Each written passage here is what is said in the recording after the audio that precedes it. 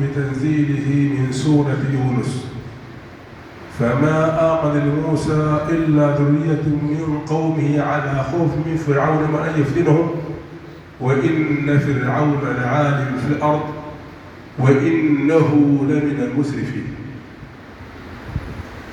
نعلم جميعا أن كثيرا مما حبانا الله عز وجل به من نعم وهي لا تحصى ولا تعد، لا يمكن استقصاؤها ولا نستطيع أن نعد عشرها أو معشارها أو عشيرها، فنعم كثيرة وفي الوقت نفسه هي عواري تسترد منا عاجلا أم آجلا. ومن العواري التي تسترد خيل الشباب، وتراكدوا خيل الشباب وسارعوا أن تسترد فإنهن عواري. والآية التي فتحت بها الخطبة: الذين آمنوا بموسى عليه السلام هم الشباب، هم الشباب. ونجد في القرآن التعبير بلفظ الفتى أو الفتية وهو أيضا الشاب. فهؤلاء الذين آمنوا موسى عليه السلام من الشباب، والذي كسر الأصنام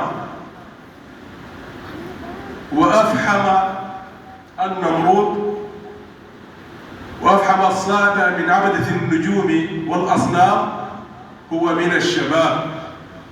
إنا سمعنا فتى يذكرهم يقال له إبراهيم. والذين فروا بدينهم مما هم فيه من ترف وقصور ونعم هم من الشباب. إنهم فتية آمنوا بربهم وزدناهم هدى. ويقول النبي صلى الله عليه وسلم: نصر للشباب. وكان جل أصحابه من الشباب. من قتل صناديد قريش من الشباب، من نشر الدعوة من الشباب، من بعثوا إلى الملوك من الشباب. والشباب ينقسم إلى قسمين: شباب زاهد عابد راكع ساجد مجتهد مثابر يعمل الخير ويبذل المعروف. وشباب سير لا خير فيه، شباب قنع لا خير فيهم وبورك في الشباب الطامحين. والشباب هو مستهدف. هذه العبارة عبارة الاستهداف، ربما مجها الناس واستنكروها ولكنها حقيقة. وأنا أقول هذا الكلام وأتحمل تبعاته، ولا يهمني بعد ذلك ما يكون، لأن الذي أبقيه مرضاة الله، لأن الله سيسأل كل واحد منا على رؤوس الأشهاد: ما منعك أن تقول في كذا؟ مؤتمرات عقدت وورش وندوات ومحاضرات من أجل إفساد الشباب ومن أجل الطعن في أصل الدين وفي صلاحية الدين وفي تشويه علماء المسلمين. أنا عجبت لشابة روسية من بيلاروسيا قالت: نحن العجم حينما نقرأ اللغة العربية نفطن إلى أشياء لا يفطن إليها أبناؤها. هي تقول: نفطن إلى أشياء لا يفطن إليها أبناؤها. قالت قرأت اللغة العربية فخرجت منها ب9 أشياء عجيبة لا توجد في لغة من اللغات، ومدحتها مديحا عجيبا. قالت أول شيء لاحظت في اللغة العربية أنها تكتب من اليمين إلى اليسار، وهي تشغل فصي المخ. فصاء المخ يعملان قد ولا يعملان في الإنجليزية ولا الروسية ولا في اللغة، إلا إذا تحدث الإنسان باللغة العربية، وبقية النقاط طويلة. البيروني يقول وهو فارسي: لئن يمدحني رجل قال لئن يهجوني ينبذ بالعربية أفضل لي من أن يمدحني بالفارسية. لغة القرآن، اللغة الأم، اللغة الأولى، هذه روسية، والكلام في الأسافير. ولذلك يسعون في كل العالم إلى دفع. بعضهم أقسم بالله أن في أمريكا وبريطانيا يكتب الإرشيف باللغة العربية. ما أقول أيها السادة، الشباب عصب الحياة، هم يقول نصف الحاضر وكل المس. هذا كلام، نحن لا ينقصنا الكلام، تكلمنا مدحنا أنفسنا نثرا وشعرا وبد وبيت، ولكننا نحن في ذيل الأمم، رضينا أم أبينا، في ذيل الأمم، لأنه حيرب فينا القرآن، السنة، اللغة العربية، العلماء. محمود غنيم شاعر مصري وقال قصيدة ما أدري في أي زمان، ونحمد الله أنه لم يعش في زماننا هذا. له ديوان اسمه صرخة في وادي، في قصيدة اسمها أنصاف الرجال، ونظر إلى الشباب قال فوجدهم يهتمون بمظهرهم ولا يهتمون بمخبرهم، وبدأ من أشعارهم إلى أخمص أرجلهم ومن زيهم وحركاتهم، ثم أنشأ يقول شباب النيل: يا زين الشباب ويا أشبال آساد غضاب. الشبل من ذاك الأسد. شباب النيل يا زين الشباب ويا أشبال آساد غضاب، معي عذب أوجهه إليكم وقد تصفو المودة بالعتاب. أرى منكم فريقا حين يمشي يحك بأنفه ظهر السحاب، كليس الغاب في صلف وتيه وليس لدى القراع بليس غاب. لذهب النرد ذا خلقت يداه وليست للراع ولا الكتاب. تفنن في محاكاة العذارى وخالفهن في وضع النقاب، وأرسل شعره المضبوط يحكي وميض البرد أولى مع السحاب، تتاعبه الصبا فيموج موجا كما هب النسيم على العباد. له حلم تحاكي الطيف لولا بأزرار من الذهب اللباب، ولا يحكم عملا شريفا ويحكم وضع ربطة الرقاب، ولا يخشى ولا يخشى عن شيء، ويخشى إذا ثار الغبار على الثياب. فبرئت من الفتى يبدو فتبدو عليه النعومة البيض الكعاب، وليس في عملا شريفا. هذا لغني ولم يقلها في زماننا. الإنسان يقيم من شعره إلى أخبص رأسه، يقيم مشيته في الأرض، بحديثه، بكلامه، إذا كان راجلا أم راكبا، يسير على رجله أم على عربة، تعرف من أي أسد خرج. شباب شباب أيها السادة، الشباب القوة، الفتوة، المصطلحات غيروها. كان نعلم الفتوة عند المسلمين ومعانيها في لغة العرب ليست هي الآن. الفتوة القوي الذي يضرب من يشاء ويحق من يشاء، لكن تفسيرها تفسير ليس كذلك. الفتوة بذل الندى، الكرم، وهذا أوانه. نحن في أوان الكرم في الشتاء. بذل الندى وكف الأذى وترك الشكوى وتجنب المحارم وفعل المكارم، هذه هي الفتوة. أيها السادة، الناس يشكون الآن في بلادنا ومن غيرها من تقطع الأرحام، من عدم احترام الصغير للكبير.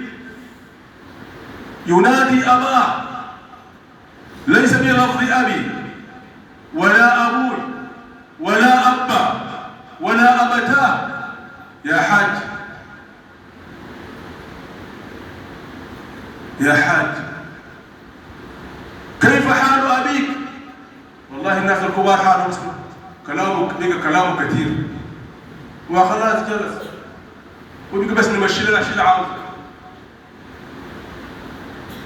ليس شباب المسلمين لم يكونوا كذلك، والله لا من هدي النبي صلى الله عليه وسلم ولا من هدي أصحابه. نحن نمثل، تسمحوا لي أن نواجه أنفسنا بهذا، نحن نمثل، نقرأ القرآن، الأحاديث، الكلام، الأشعار، كلها لا تنفعنا إلا بالعمل. اللي يظهر الكلم الطيب والعمل الصالح يرفعه، لا يرفع قول بلا عمل. يا أيها الذين آمنوا لم تقولون ما لا تفعلون كبر مقتا عند الله أن تقولوا ما لا تفعلون. قال المسلمون عند أسرة ممتدة لا بد أن نقضي على هذه الأسرة. هذا كلام ليس جديدا يا سادة، نقضي على الأسرة الممتدة عند المسلمين. ما في حاجة اسمها أسرة ممتدة، عام وخارج، ما في كلام. فلما تقاطعت الأرحام وذهبوا بآبائهم وأمهاتهم إلى الملاجئ، أحدث لنا عيد الأم، عيد الأم، فتبعناهم في هذا. نأخذ بضاعتهم السيئة ولا نأخذ إليهم بضاعتنا إلا من رحم الله. أنتم من المجتمع، خربوا دياركم ولكن تعمر ديارهم. قال أحد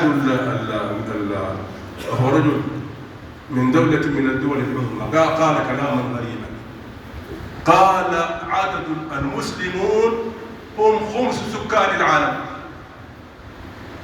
ويشترون 50% من الأسلحة، يقاتلون بعضهم بأحدث أنواع الأسلحة ويقاتلون إسرائيل بالدعاء.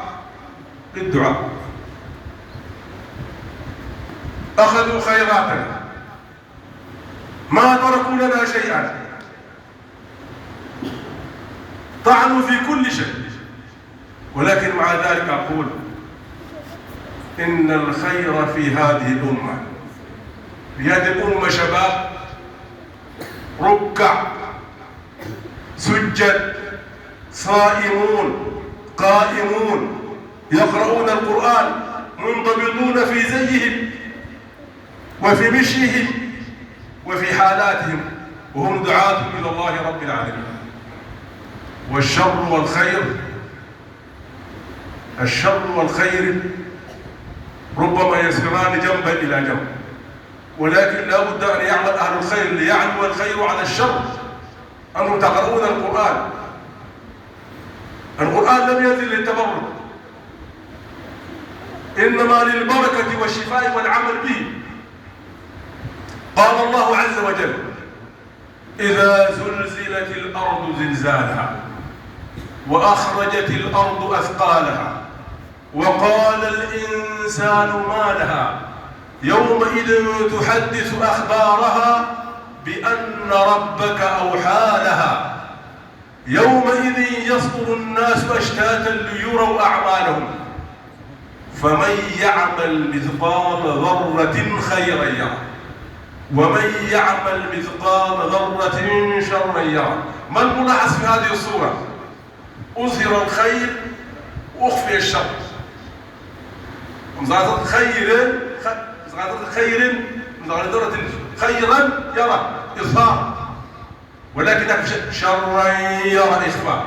أخفي الشر وأظهر الخير لأنه كلام الله، فلا بد أن يعلو الخير على الشر، لا بد أن يعلو الزبد، أن يعلو ما على الزبد. لكن ربما أعجبنا الزبد والباطل زبد. يا أيها الناس، يا أيها المؤمنون، يا أيها المسلمون، يا أحباب النبي صلى الله عليه وسلم، ماذا قال نبينا؟ الدنيا سجن المسلم وجنة الكافر. كلام الرسول صلى الله عليه وسلم.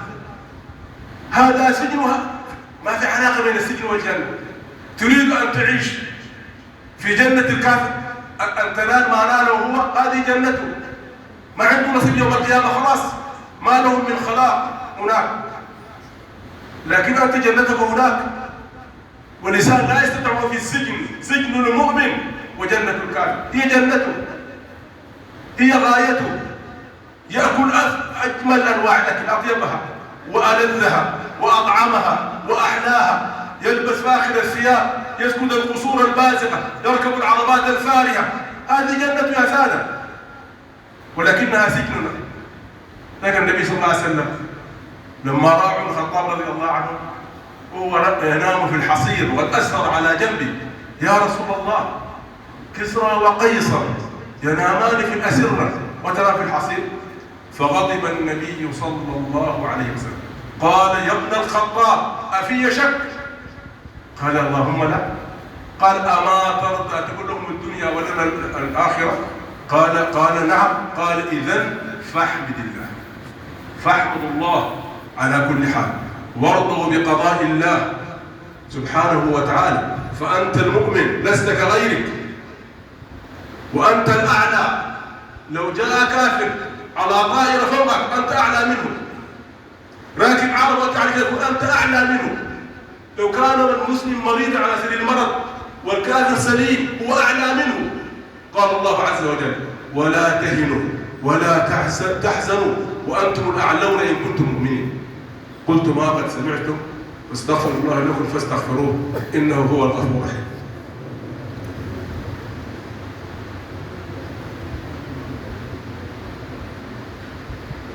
الحمد لله رب السماوات رب الأرض رب العالمين، ولكم أنكم لي وصلكم العزيز الحكيم ولا عدوان إلا على الظالمين، وأشهد أن محمدا عبده ورسوله إمام المجاهدين قائد الغر المحجلين، صلى الله عليه وعلى آله وصحبه تهتدي بالدين. ثم أما بعد، في هذا الكلام نحن نقول لكم وأنتم الذين تعلمون، أنتم أهل الخير. مجيئكم إلى المسجد يدل على أنكم من أهل الخير، لكن هذا الكلام ينقل إلى غيركم لأننا نريد الخير للناس كافة، وكل واحد منكم داع إلى الله رب العالمين، وكل واحد منكم جند من جنود الله رب العالمين، وكلهم على ثغرة من ثغر الإسلام. حذاري أن تضحك إن سب أحد الإسلام أو سب مسلما أو سب إماما أو سب مؤذنا أو سب شيخا. حذاري أن تضحك وأن ترضى بهذا، لأن من رضي بفعل فقد شرك صاحبه فيه. إذا إنسان سب إنسان يستاهل شركت معه في الذنب. دافع عن أخيك المسلم، هو أخوك المسلم أخو المسلم، إنما المؤمنون إخوة. سدوا الخلل، القدم مع القدم، الكتف مع الكتف، داخل الصلاة وخارج الصلاة، كلكم على ثغرة. ما بنعرف ما يسمى برجل دين، هذا كلام غير صحيح. رجال الدين ده كلام صحيح. كل من قال لا إله إلا الله هو رجل دين، ودع إلى الله بما يعلم.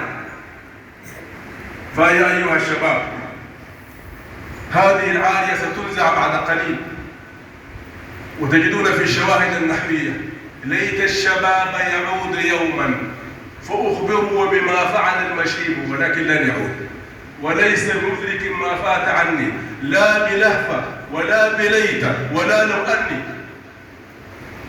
ولذلك يقول بعضهم في المدحة: قبل الفيا يأتي العيا. فهي المدة قصيرة جدا، زمن الشباب قصير جدا، يبعد ما بين سن البلوغ وبين ال40. لا يقدر الإنسان يعدي التنازل. فمدة قصيرة هي التي تترك فيها ما قدمت. نحن الموت ونكتب ما قدموا وآثارهم، الذي يقول فيها الأثر. والله بعضهم يقول لي هذا الكلام، والله يقول: ندمنا، كنا في شبابنا لا نهتم به، كنا نهتم بكذا وكذا وكذا، والآن أصبحنا للأسف ابننا الصغير، طفلي الصغير، يصوبني في القرآن، يسألني: يا أبي ما معنى هذه الآية؟ ولا أجيب. فأصبح صغيرا في نظر ابني: يا أبتي لا تقرأ هكذا، إنما صحيح هكذا. فقال لي: ندمنا على ما فات من الشباب. وتراكبوا خيل الشباب وسارعوا أن تسترد فإنهن عواري. اللهم صل على محمد وعلى آل محمد كما صليت على إبراهيم وعلى آل إبراهيم إنك حميد مجيد، وبارك على محمد وعلى آل محمد وباركت على إبراهيم وعلى آل إبراهيم إنك حميد مجيد. اللهم إن لك عبدين من عبادك كانا من الذين يعمرون المساجد، إنهم عبدك أبو القاسم وعبدك الخزين، وقد أقعدهم المرض. نسألك يا رب العالمين أن يتحقق إذا مرضت فهو يشفي، أن تشفيهم وسائر المرضى شفاء عاجلا غير آجل. اللهم إن أهلهم قد أحسنوا الظن بنا فلا تخيب ظنهم فينا، فترد دعاءنا يا رب العالمين. إنا ضعفاء إليك وفقراء يا رب، لا حيلة لنا إلا بك، ولا قوة لنا إلا بك، ولا نجاة لنا إلا بك، ولا شفاء إلا بك، فاشفي مرضانا يا رب العالمين. أذهب الباس رب الناس، اشفي أنت الشافي، لا شفاء إلا شفاء، شفاء لا يغادر سقما. اللهم أن الغيرة على دينك يا رب العالمين. اللهم احفظ دينك يا كريم، اللهم احفظه واحفظ كتابك، واحفظ عبادك الصالحين، وافعل طول العبادة، واحفظ شبابنا يا رب العالمين من الانزلاق إلى الفتن. اللهم ردنا إليك ردا جميلا يا رب العالمين. اللهم اجعلنا من أهل الآخرة ولا تجعلنا من أهل الدنيا. اللهم اجعل الدنيا في أيدينا ولا تجعلها في قلوبنا يا رب العالمين. اللهم اجعل الفردوس الأعلى مع النبيين والصديقين والشهداء والصالحين من بعد طول عمر وحسن عمل. اللهم من أراد بالإسلام والمسلمين خيرا فاجعل الخير على يديه، ومن أراد الإسلام والمؤمنين بهم غير ذلك فاجعل الدائرة عليه. اللهم رد كيده في نحره، واجعل تدميره في تدبيره يا قوي عزيز، وما ذلك عليك بعزيز.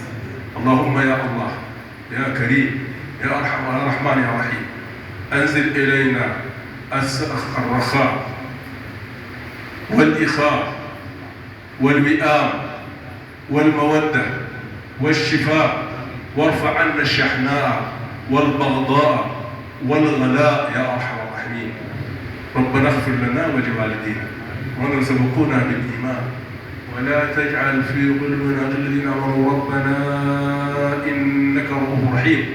وصلى اللهم على سيدنا محمد وعلى آله وصحبه وسلم تسليما كثيرا، وأقم الصلاة.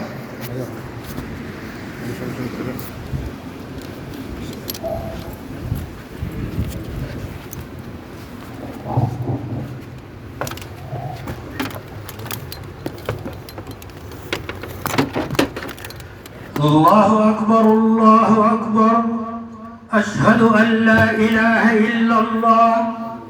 أشهد أن محمدا